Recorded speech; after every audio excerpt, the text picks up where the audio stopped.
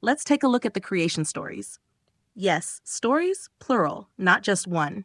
Genesis chapters 1 and 2 are often presented by Christians as a single account about how God created the heavens and the earth, and all living things, including humans. But most scholars don't see it that way. They view these chapters as two distinct stories, coming from different sources and different traditions. There are many reasons for this. Here's a table that highlights some of the key differences. Note that God is different in chapter 1 than he is in chapter 2. In chapter 1, he is called Elohim, and he creates things by speaking them into existence. Elohim is a Hebrew word that is grammatically plural, but often used as a singular title for God. God also says, "Let us make humankind."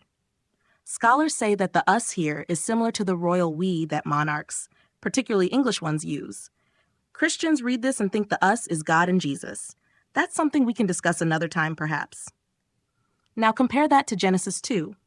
In this chapter, God is referred to as Yahweh, or Yahweh Elohim. Here, he forms man from the dust with his hands, breathes life into him, and walks in the garden. He asks where Adam is, as though he doesn't know.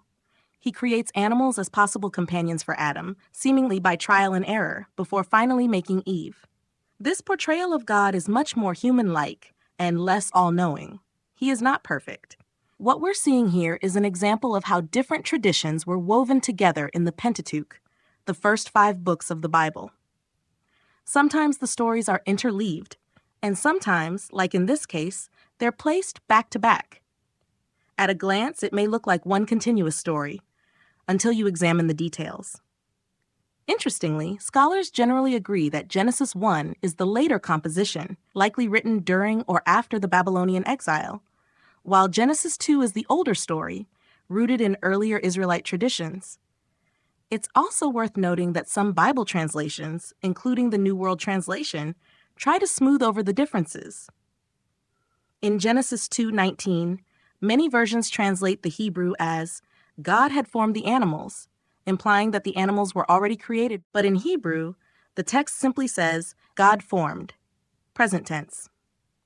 In this version of the story, man is made first, then the animals. This is one of many places where theology influences translation, often to harmonize contradictions between narratives. We'll stop here for now, but if you'd like to explore more, check out the resources linked in the video description.